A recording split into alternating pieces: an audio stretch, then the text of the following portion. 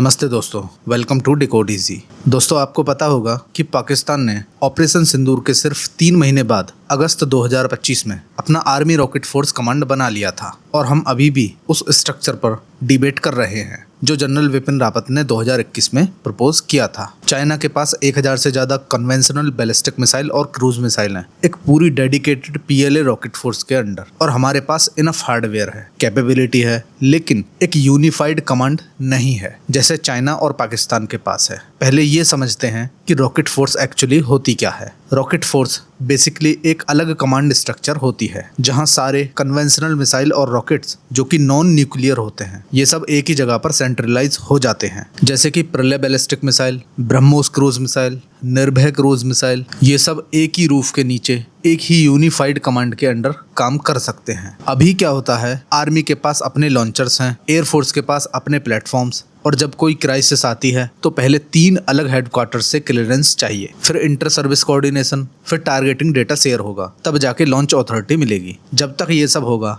दुश्मन अपनी position change भी कर चुका होगा। एक डेडिकेटेड रॉकेट फोर्स में ये पूरा चक्कर खत्म हो जाता है। एक कमांडर डिसाइड करता है कौन सा टारगेट कब स्ट्राइक करना है और एग्जैक्टली कितनी फायर पावर लगानी है, कोई बैक एंड फोर्थ नहीं। और इसमें मीटिंग वगैरह में जो डिले होती है वो बहुत कम हो जाती है। तो टेक्निकली इसमें जो डिसीजन मेकिंग होती है वो काफ़ी फास्ट होती है। और अगर मोबाइल लॉन्चर्स की बात करो जो ट्रक्स पर माउंटेड होते हैं, वो रियल टाइम सैटेलाइट इमेजरी और ड्रोन डेटा के साथ इंटीग्रेट हो सकते हैं। टारगेट अभी आइडेंटिफाई हुआ, कोऑर्डिनेट अभी आए और लॉन्चर सेकंड में फायर रेडी हो जाता है। ये तब ही पॉसिबल है जब इंटेलिजेंस और स्ट्राइक असेट्स एक ही कमांड के अंडर फंक्शनल हो। और सबसे जरूरी पॉइंट, और ये पूरा सिस्टम प्रीसीजन स्ट्राइक को एक सिंगल वेपन की तरह ट्रीट करता है। मतलब एक साथ डजन्स ऑफ मिसाइल अलग अलग टारगेट पर परफेक्टली कोऑर्डिनेटेड टाइमिंग के साथ एडवर्सरी के एयर डिफेंस सिस्टम को ओवरवेल्म कर देता है। उसे रिस्पॉन्ड करने का मौका भी नहीं मिलता, ना कि 3 अलग सर्विसेज के 3 असेट्स जो 3 अलग चेन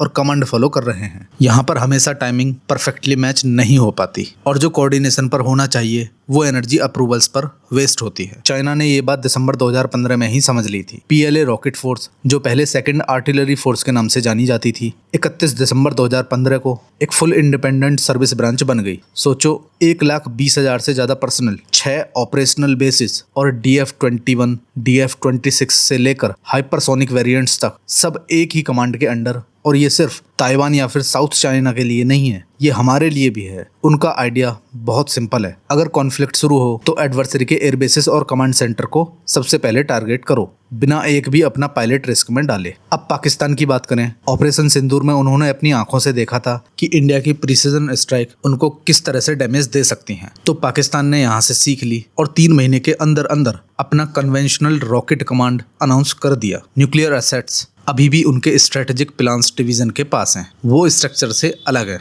लेकिन कन्वेंशनल डीप स्ट्राइक कैपेबिलिटी को एक जगह कंसोलिडेट करना शुरू कर दिया उन्होंने, क्योंकि लिमिटेड कॉन्फ्लिक्ट में जो पहले रिस्पॉन्ड करता है वो एडवांटेज लेता है। तो अब इंडिया के बारे में बात करते हैं। तो मैं ऑनेस्टली अगर बोलूं तो ये देखकर दुख लगता है कि हम अभी भी इस चीज पर केवल बातचीत ही कर रहे हैं। अगर हार्डवेयर में हम देखें तो काफी अच्छी कैपेबिलिटी है हमारे पास, जैसे पिरले 150 से 500 किलोमीटर रेंज में LAC पर काफी अच्छी स्ट्राइक कर सकती है। पिनाका गाइडेड वर्जन्स हैं जो कि लगभग 90 किलोमीटर के आसपास स्ट्राइक कर सकते हैं, और पिनाका रॉकेट के long range and guided variants अभी डेवलपमेंट में हैं। ब्रह्मोस सुपरसोनिक मिसाइल है, निर्भय लॉन्ग रेंज सबसोनिक मिसाइल है। तो कैपेबिलिटी काफी अच्छी है इंडिया के पास, लेकिन ये जो कैपेबिलिटी है ये थोड़ी बिखरी हुई है। आर्मी के पास अलग, एयरफोर्स के पास अलग, नेवी के पास अलग। जब भी कोई कॉन्फ्लिक्ट स्टार्ट होती है तो टारगेटिंग डेटा शेयर करने में टाइम लगता है, लॉन्च अथॉरिटी कंफर्म करने में टाइम लगता है, रीलोड्स कोऑर्डिनेट करने में